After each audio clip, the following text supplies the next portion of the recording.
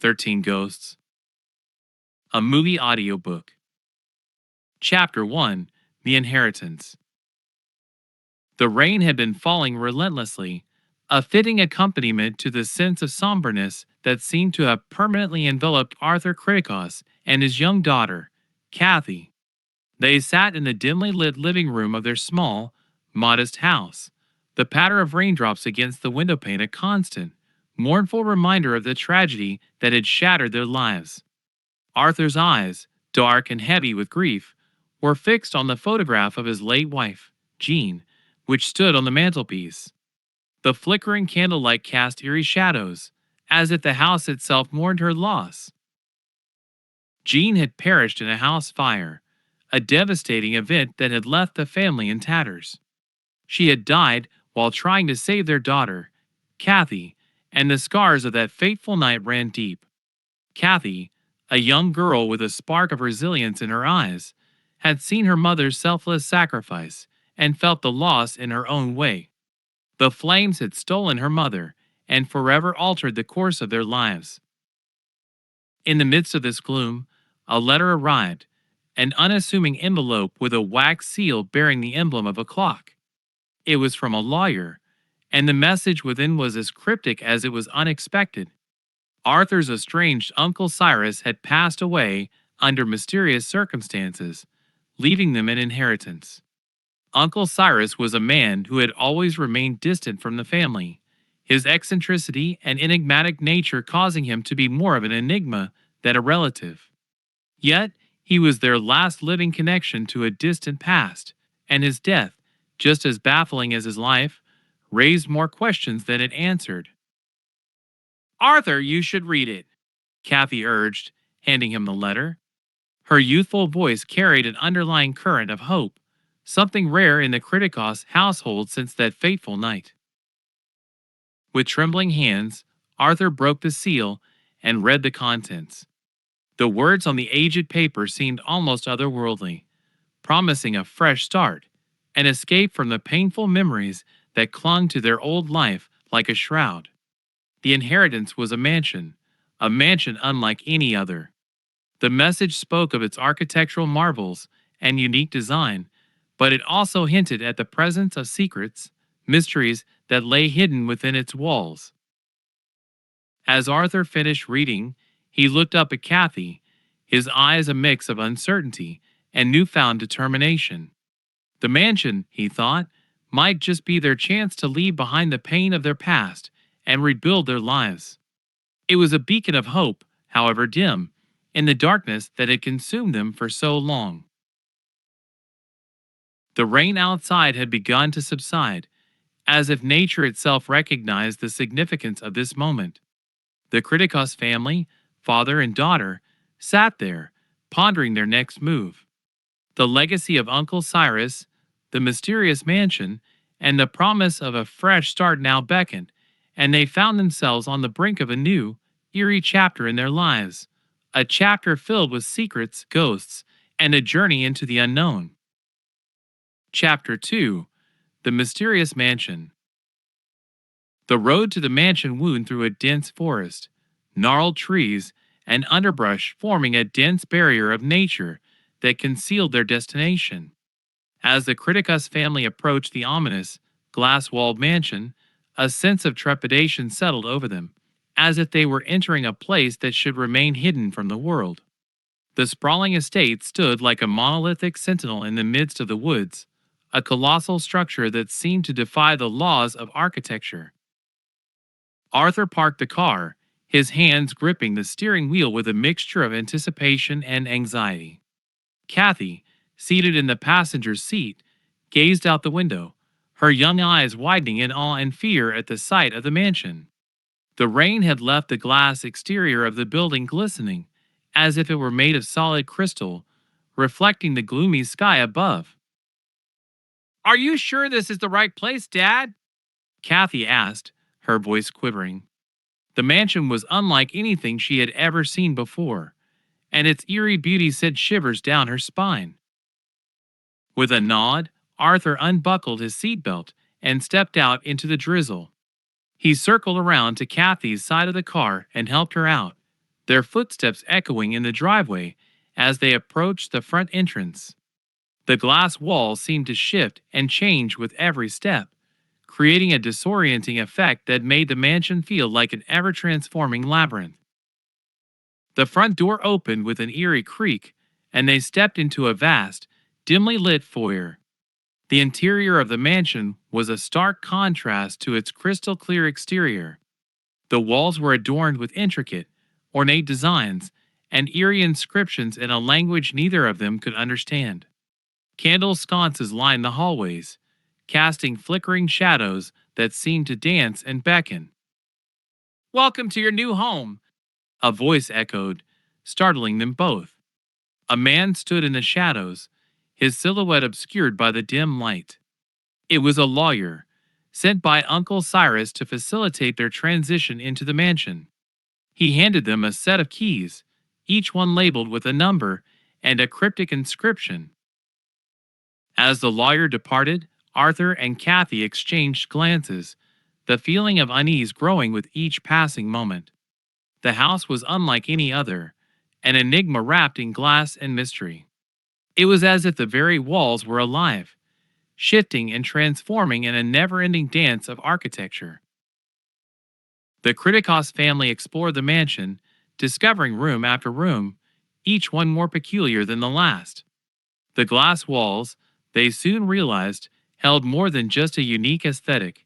They concealed secrets, passageways, and locked chambers, each with its own inscriptions and cryptic symbols. The shifting nature of the house, the strange inscriptions, and the disconcerting atmosphere left Arthur and Kathy with an unmistakable feeling that there was something unnatural about the mansion. It was as if the very structure of the house held secrets that begged to be uncovered. But what they were, and the true nature of their inheritance, remained a mystery, one that they would soon come to understand in ways they could never have imagined. Chapter 3: The Lawyer's Revelation. As Arthur and Kathy continued to explore the bizarre, glass-walled mansion, their footsteps echoed through the dimly lit corridors. The architecture seemed to defy reason, with walls that shifted and inscriptions that held cryptic, ancient secrets. The Kritikos family's sense of unease deepened, as if they had entered a realm beyond the normal boundaries of reality. It was during this exploration that the lawyer, who had handed them the keys to the mansion, reappeared.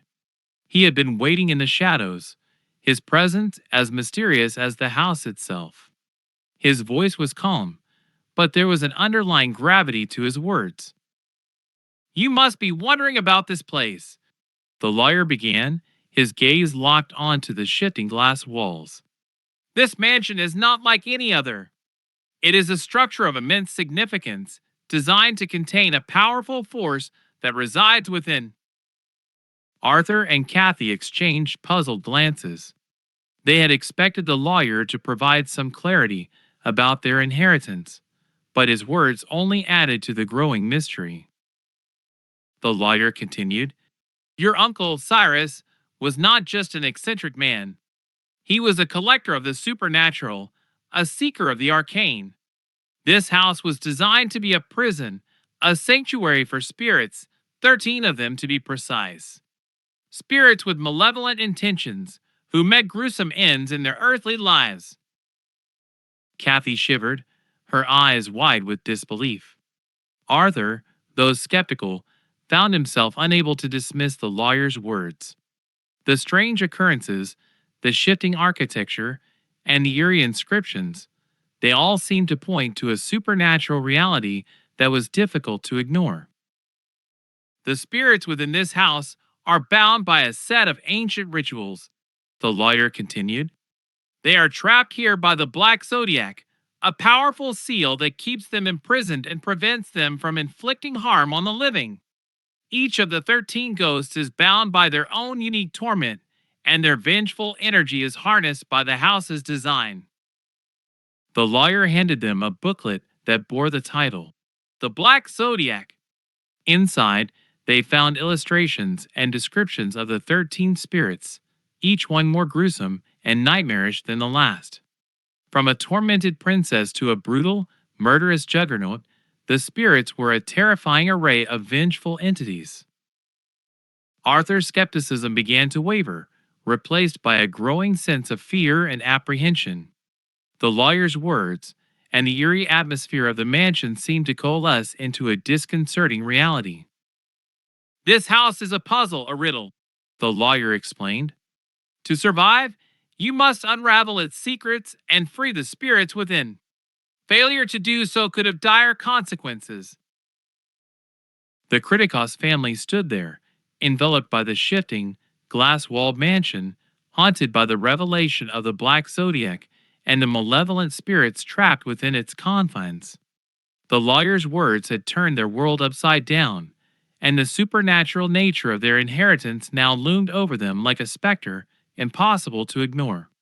The chilling reality of their situation had just begun to reveal itself, and they had no choice but to confront the darkness that resided within the house. Chapter 4: The Ghostly Phenomena. The days in the glass-walled mansion passed in an eerie, unsettling blur. Arthur and Kathy had become accustomed to the ever-shifting walls, the cryptic inscriptions, and the palpable sense of otherworldly presence within the house.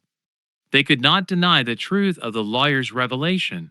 The mansion was indeed a place where the supernatural intruded upon the natural, where the living and the dead existed in an unsettling proximity. It was during a particularly chilly evening, as shadows crept through the mansion, that the Kritikos family had their first direct encounter with the paranormal. They were gathered in the dining room, a chamber adorned with tarnished silverware and dusty, ornate tableware. The room was as much a relic of a bygone era as it was a testament to the opulence of their inheritance. As they sat down for a quiet meal, the atmosphere grew tense, the knowledge of the spirits that lurked around them casting a pall over the room. Arthur's eyes darted to a corner of the room, his senses on high alert, and Kathy sensed his unease. "Dad, are you okay?" she asked, her voice quivering with concern. Before Arthur could respond, the room plunged into darkness, and the temperature dropped precipitously. A shiver ran down their spines as an otherworldly wind seemed to rush through the room, extinguishing the candles. Panic coursed through Kathy, and she reached out for her father's hand, her fingers trembling. Then they saw it, a ghostly figure, shrouded in tattered rags and oozing a spectral, malevolent energy. The apparition hovered in the center of the room, its hollow eyes fixed on them, and its fingers contorted into claws of fury. It was one of the spirits from the Black Zodiac, manifesting with a vengeance. Kathy's heart pounded in her chest as she clung to her father, her voice barely a whisper. "Dad, it's one of them, isn't it?" Arthur could only nod, his voice paralyzed by fear. The ghostly figure drew closer, its presence a chilling reminder of the danger they now faced. The room seemed to throb with a sinister energy, and the inscriptions on the walls pulsed with an ominous light. With a sudden burst of courage, Arthur retrieved the special glasses that Dennis Rafkin had given them, and the world shifted into focus. Through the lenses, the malevolent spirit appeared even more horrifying, its history and torment laid bare in spectral, shifting images. The glasses were a conduit to the supernatural, a reminder that the spirits were very real, and their desire for vengeance was relentless. The apparition screeched, a bone-chilling, inhuman wail that pierced the air, and then dissipated into the shadows, leaving the Kritikos family in stunned silence. The encounter had been brief, but its impact was profound. The line between the living and the dead had blurred, and the Kritikos family was now ensnared in a chilling and deadly game. The house seemed to have a life of its own, and the spirits within were restless, demanding their attention. The family's initial disbelief had been shattered, replaced by the horrifying truth. The spirits were not content to remain imprisoned, and their malevolent presence was a constant, looming threat. The Kritikos family was now faced with a chilling reality. They were not alone in the mansion, and the ghosts were relentless in their pursuit of vengeance. Chapter 5. The Spectral Seer. In the aftermath of their chilling encounter with one of the spirits, the Kritikos family knew that they needed guidance, an understanding of the dark forces that imprisoned them in the glass-walled mansion. As the days passed and their unease deepened, they found themselves searching for answers, for a way to navigate the treacherous waters of the supernatural. It was during one of their explorations, a descent into the mansion's intricate labyrinthine passages, that they stumbled upon a hidden chamber. The room was dimly lit, and its walls were covered in arcane symbols that pulsed with an eerie, ethereal light. The center of the room held a table, upon which rested a peculiar pair of glasses, a device unlike any other. Kathy picked up the glasses, her fingers brushing against the smooth surface. They were strangely beautiful, an intricate blend of ancient symbols and intricate craftsmanship. As she examined them, a voice echoed in the room, startling them both. "Those glasses are your salvation," the voice said, and they turned to see a man materializing from the shadows. The man was Dennis Rafkin, the spectral seer, who had first appeared when they arrived at the mansion. With a sense of urgency, Rafkin explained the nature of the house. "This mansion was designed by your uncle, Cyrus, to contain the malevolent spirits within. It is a prison for the dead, a place where their tormented souls are trapped. These spirits are bound by the Black Zodiac, and the only way to see them and understand their plight is through those glasses." Kathy listened with rapt attention as Rafkin detailed the significance of the special glasses. He placed a pair of glasses on his own face, and his eyes widened as he gazed around the room. Through the lenses, he could see the intricate inscriptions on the walls glow and come to life, revealing a deeper layer of meaning. "Each spirit has its own story, its own torment," Rafkin continued, "and each one is a dangerous force, driven by an unrelenting desire for revenge. The glasses will allow you to see them, to understand their pain, and to find a way to set them free."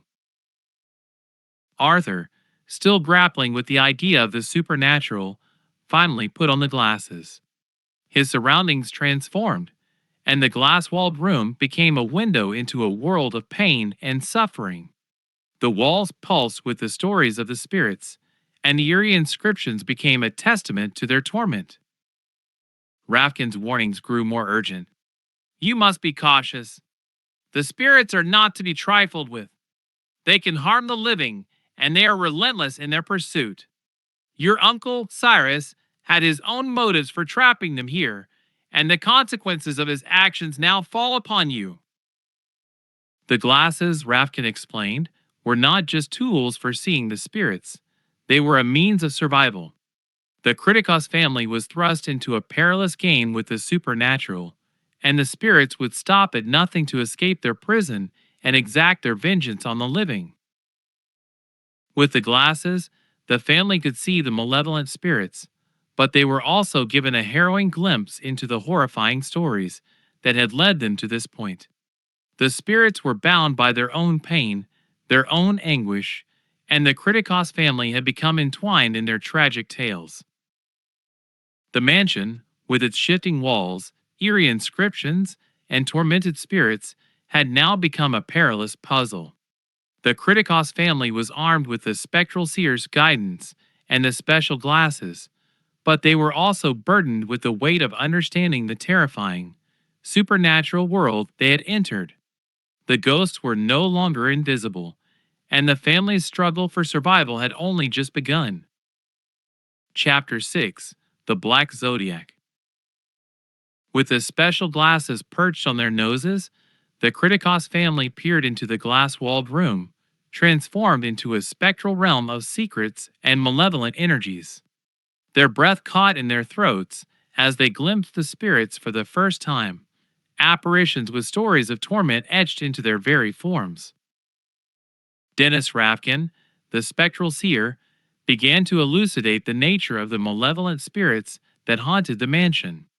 He spoke of the Black Zodiac, a dark and ancient seal that imprisoned 13 vengeful souls within the glass walls. Each spirit was bound to a specific sign of the zodiac, and each one bore a unique and harrowing tale of their earthly demise. As Rafkin detailed the spirits one by one, the Kritikos family watched in awe and trepidation, for the glasses revealed the depths of their anguish. First, there's the firstborn son, Rafkin explained, and through the glasses, they saw a young boy eerily clutching a toy fire truck and smiling, his body covered in burned scars. He died in a fire, and his playful spirit has become a deadly prankster. Kathy shuddered as the spirit stories unfolded. The torso, Rafkin continued, and the glasses showed them a headless, legless figure struggling to move. A gambler who met a gruesome end. The bound woman, Rafkin continued, and they saw the image of a ghostly woman, her wrists and ankles bound. A victim of a cruel husband's jealousy. One by one, the spirits of the Black Zodiac were revealed: the withered lover, the torn prince, the angry princess, the pilgrimess, the great child, the dire mother, the hammer, the jackal, and the juggernaut. Each one was a tormenting embodiment of a tragic and gruesome end, and the glasses made their pain palpable. Rafkin's voice grew somber as he explained the urgency of their situation. Your uncle, Cyrus, imprisoned these spirits for a reason. They are not just angry, they are malevolent, and they will stop at nothing to break free from their supernatural prison. Their powers are formidable, and they are bound by their own insatiable need for vengeance. As the family removed the glasses, they were left with a chilling sense of foreboding. The Black Zodiac spirits were not to be taken lightly. They were not simply apparitions to be observed from a safe distance. They were a threat to their very lives. Rafkin's guidance had provided them with knowledge, but it also left them with a formidable task: to break the curse and free the spirits. The only way to end this nightmare is to find a way to release them, Rafkin emphasized. But it will not be easy. Each spirit has a specific ritual that must be performed to set them free. The clock is ticking, and the spirits are growing more restless by the day. You must find the means to break the curse, or the consequences will be dire. The Kritikos family left the chamber with the lingering knowledge of the spirit's pain and their unrelenting desire for freedom. The mansion's supernatural secrets had been laid bare before them, and the urgency of their quest was impossible to ignore. The malevolent spirits of the Black Zodiac were a deadly force, and their only hope lay in unraveling the mysteries of the mansion and finding a way to free the spirits, lest they fall victim to the ghost's relentless wrath.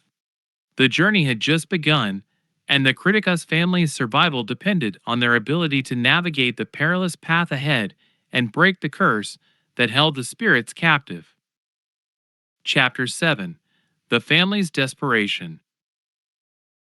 The Kritikos family's initial encounters with the malevolent spirits of the Black Zodiac had left them shaken and wary of the supernatural forces that now threatened their existence. As days turned into weeks within the glass-walled mansion, their sense of unease deepened, and they felt the walls closing in around them.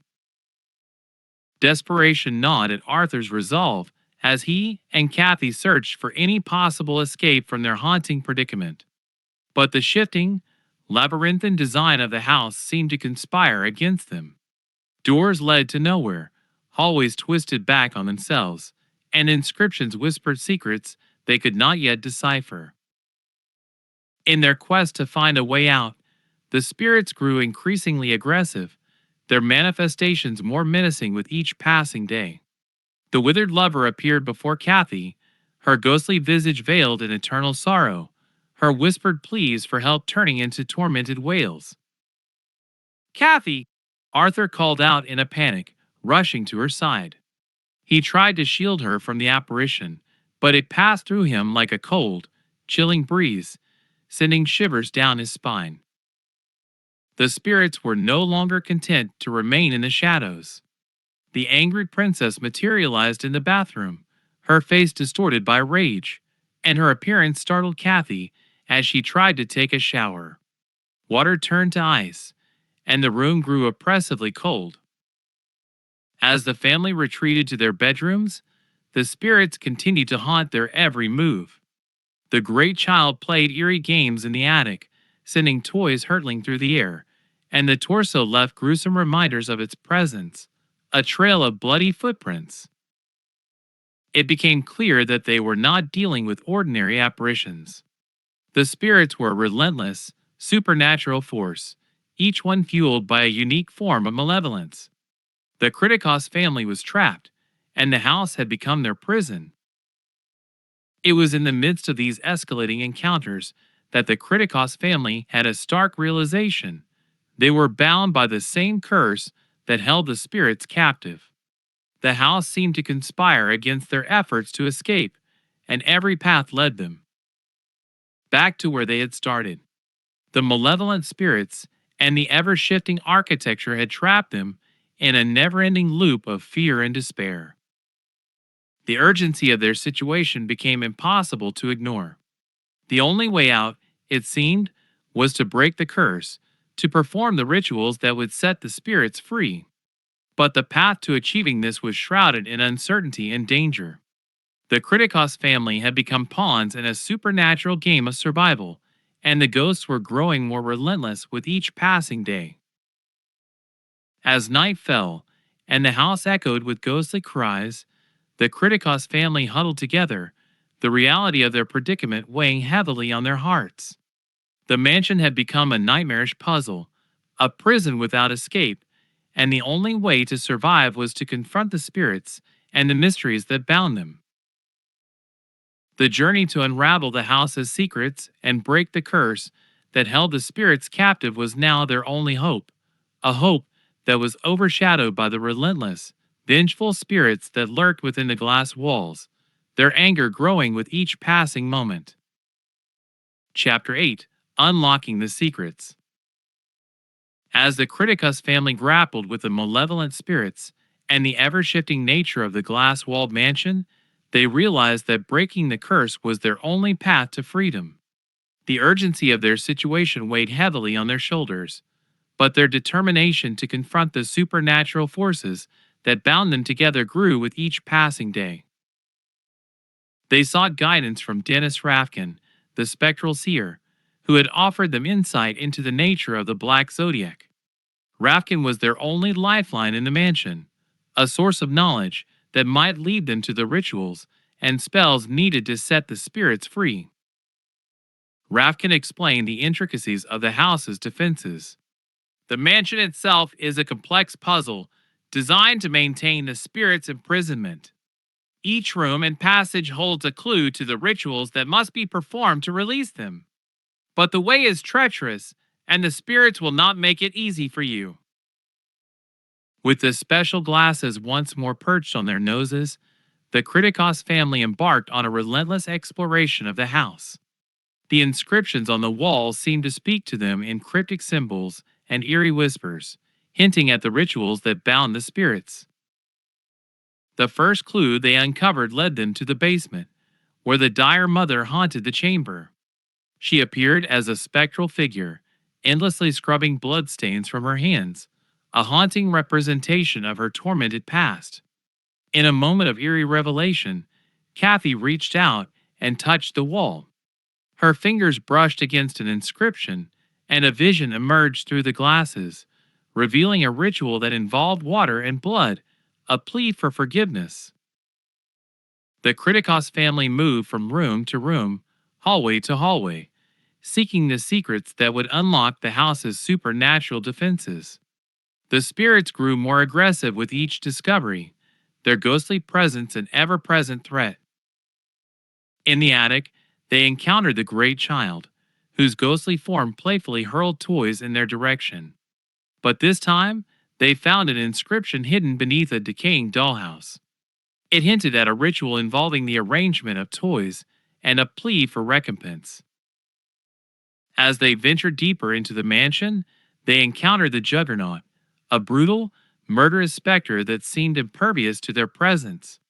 But through the glasses, they saw a ritual that involved a scale, a sacrifice, and an offering of contrition. With each revelation, the Kritikos family uncovered the rituals that might release the spirits from their torment.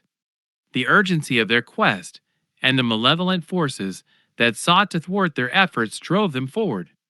The mansion, with its ever shifting architecture and eerie inscriptions, became a puzzle to unravel, a maze of secrets that held the key to their survival. The Kritikos family knew that the malevolent spirits were growing more restless with each passing day, and their attempts to break the curse had to succeed before the spirits exacted their vengeance. Rafkin's guidance and the special glasses were their only hope in navigating the treacherous path ahead, and as they continued their quest, they were acutely aware that their survival depended on their ability to unravel the supernatural mysteries of the glass-walled mansion. Chapter 9: The Ghostly Pursuit. With each revelation of the mansion's secrets, the Kritikos family found themselves plunged deeper into a perilous dance with the malevolent spirits. The spirits grew more restless and aggressive, their torment building like a gathering storm. Their efforts to break the curse and set the spirits free had ignited a relentless pursuit. The ghosts, once hidden in the shadows, now manifested with increasing intensity, their wrath seeking retribution for their painful pasts. As Arthur, Kathy, and Dennis Rafkin scoured the mansion for clues, the angered princess materialized in the hallway. Her spectral form moved silently toward them, a sense of unfulfilled rage radiating from her. Arthur, with determination in his eyes, brandished the ritual materials they had collected. The glasses revealed an inscription etched into the wall, a plea for forgiveness. The angry princess recoiled, her mournful cries echoing through the hallway as they completed the ritual. But their quest was far from over. The spirits intensified their pursuit. The Juggernaut, a merciless, towering force, haunted the hallways and blocked their way. The Kritikos family, with hearts pounding, discovered an inscription that detailed a ritual involving scales and an offering. As they carefully executed the ritual, the Juggernaut's wrath seemed to intensify. It became clear that the spirits were not ready to be freed without a struggle. The withered lover, a spirit consumed by grief and loss, manifested in the parlor, her spectral presence accompanied by a mournful violin melody. The inscriptions on the walls revealed a ritual that called for music and a heartfelt lament. Kathy, her fingers trembling, played the violin as a plea for peace. The withered lover hesitated, her torment reflected in the music, and for a moment, the mansion seemed to hold its breath. Their encounters with the spirits became increasingly perilous. The pilgrimess, a haunted soul forever in search of her lost child, appeared in the garden. The inscriptions told of a ritual involving the planting of seeds and a whispered plea. As they followed the instructions, the pilgrimess's haunting visage seemed to soften, her forlorn gaze filled with a glimmer of hope. The clock was ticking, and the family was running out of time. The spirits grew more restless, and their relentless pursuit showed no signs of waning. The mansion, with its ever-shifting architecture and enigmatic inscriptions, held the key to their survival, but it was also a treacherous labyrinth that seemed to conspire against their efforts. The Kritikos family was locked in a race against time, a race to free the spirits from their torment and escape the vengeful wrath that threatened to consume them. With each ritual they performed, the danger and intensity grew, and the line between the living and the dead blurred ever further. The malevolent spirits were relentless in their pursuit, their anger and pain driving them to seek retribution. The Kritikos family had become entangled in a supernatural game of survival, and the stakes had never been higher. The quest to unlock the house's secrets and free the spirits from their torment was far from over, and their lives depended on the success of their desperate mission. Chapter 10: The Climactic Showdown. In the heart of the glass-walled mansion, the Criticus family stood on the precipice of their final battle against the most vengeful spirits of the Black Zodiac. The air crackled with supernatural energy, and the eerie inscriptions on the walls seemed to writhe with anticipation. Arthur, Kathy, and Dennis Rafkin wore expressions of determination mixed with fear as they prepared for the ultimate confrontation. The mansion's shifting walls seemed to echo the spirit's anticipation, twisting and morphing in response to the growing tension. Suddenly, the room was engulfed in an otherworldly cold, and the malevolent presence of the most powerful spirits became palpable. First among them was the Juggernaut, a hulking specter fueled by rage and violence. Its presence filled the room, suffocating the living with an oppressive sense of dread. The inscriptions on the walls revealed a ritual of immense complexity, a ritual that required immense courage and unshakable resolve. As they began the ritual, the Juggernaut roared, its anger shaking the very foundations of the mansion.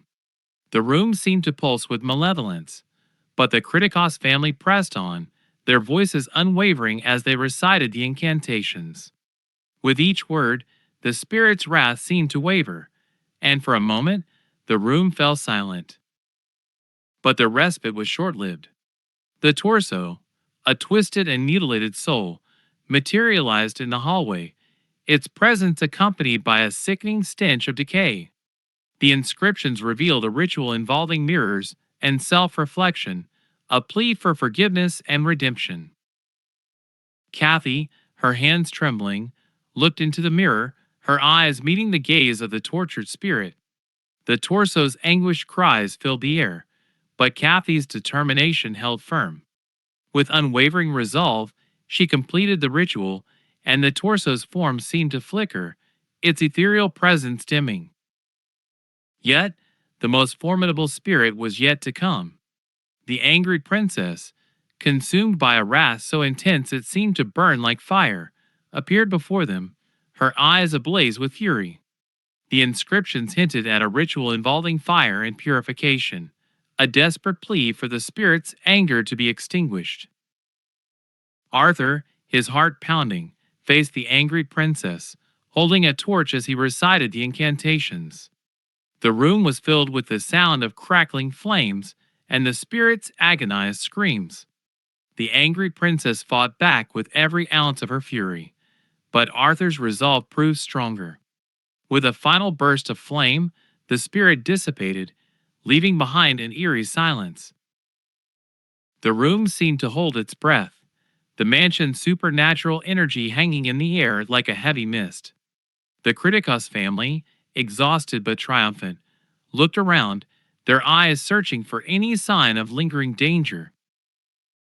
Then, with a sudden jolt, the glass walls of the mansion began to tremble, and the inscriptions on the walls glowed with an otherworldly light.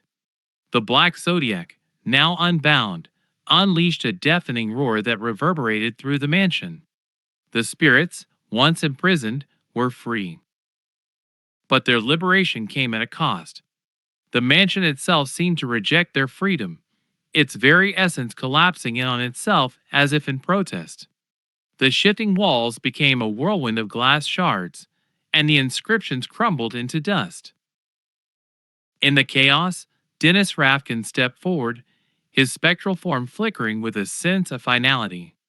"You've done it," he said, his voice echoing in the disintegrating space. "The spirits are free, but the house cannot survive their release." With a solemn nod, Arthur, Kathy, and Dennis Rafkin raced towards the mansion's exit. The glass walls trembled and groaned, threatening to collapse at any moment. As they burst through the front door, they turned back to see the mansion implode upon itself, a vortex of supernatural energy consuming everything within. The Criticos family stood in the aftermath, their faces stained with a mix of relief and sorrow. The glass-walled mansion was no more, its enigmatic secrets and malevolent spirits consigned to the annals of history. But just as they thought their ordeal was over, A sudden chill settled over them. They turned to see a ghostly figure, the spirit of Cyrus Criticus, standing before them. His expression held a strange mixture of gratitude and remorse. "You've saved me," Cyrus whispered, his voice carrying on the wind. "Thank you." And then, with a final, enigmatic smile, Cyrus's spirit dissipated, leaving the Criticus family in stunned silence. As the sun began to rise, Arthur, Kathy, and Dennis Rafkin walked away from the remnants of the glass-walled mansion. The weight of their supernatural ordeal hung heavy in the air, but they also carried a sense of triumph. They had faced unimaginable horrors and emerged victorious, their bond as a family stronger than ever. But in the days that followed, as they tried to move on with their lives, they couldn't shake the feeling that their encounter with the supernatural was far from over. The events of the glass walled mansion had left an indelible mark on their souls, a chilling reminder that the boundary between the living and the dead was more fragile than they had ever imagined. And so, the Criticus family carried their shared secret, a tale of malevolent spirits, shifting walls, and a mansion that defied the laws of nature. It was a story they would never forget, a story that would haunt their dreams and shape their understanding of the world. As they walked into the uncertain future, they knew one thing for certain: their lives had been irrevocably changed by the horrors of the glass walled mansion. And though they had escaped its clutches, the chilling memory of their supernatural ordeal would forever linger, a ghostly specter that would forever haunt their lives. Hey there, fellow fiction enthusiasts. I hope you've been enjoying the audio stories on Muted Gamer Fiction as much as I've loved bringing them to you. Your support means the world to me, and today, I've got a small request for you. If you've been relishing these audiobooks and fan fiction tales, don't forget to hit that thumbs up button, drop a comment, and, of course, subscribe if you haven't already. Your likes, comments, and subscriptions are like fuel to my storytelling fire, and they keep this channel going strong. I'd also love to hear from you. Whether you've got a particular fan fiction suggestion you're dying to share, or simply want to say hi, feel free to leave your thoughts in the comments section below. This channel is a community of like-minded fans, and your input is incredibly valuable. So, thank you once again for being a part of Muted Gamer Fiction. Keep those headphones on, immerse yourself in our stories, and let's continue this exciting journey together. Your support keeps the stories coming, and I can't wait to see what fan fiction ideas you have in mind. Happy listening, and remember to hit those like, comment, and subscribe buttons. See you in the next chapter.